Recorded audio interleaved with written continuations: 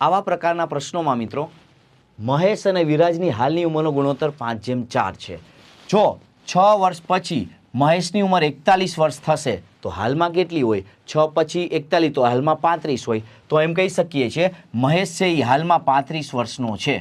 તો આજથી 10 વર્ષ પહેલાં વિરાજની ઉંમર શોધો। પહેલાં કીધું એટલે બાદ કરવું પડશે મિત્રો, આપણે હાલની ઉંમર ગોતશું આપણે તો ત્રિરાશિ મૂકવી પડશે, ગુણોત્તરની સાથે સરખાવવું પડશે આપણે કે મહેશની ઉંમર હાલમાં કેટલી છે? 35 છે, તો ગુણોત્તર કેટલો છે મહેશનો? 5 છે, તો આપણે એમ કહી શકીએ છીએ 5 × 35, તો આપણી પાસે વિરાજનો ગુણોત્તર કેટલો? 4 × કેટલા?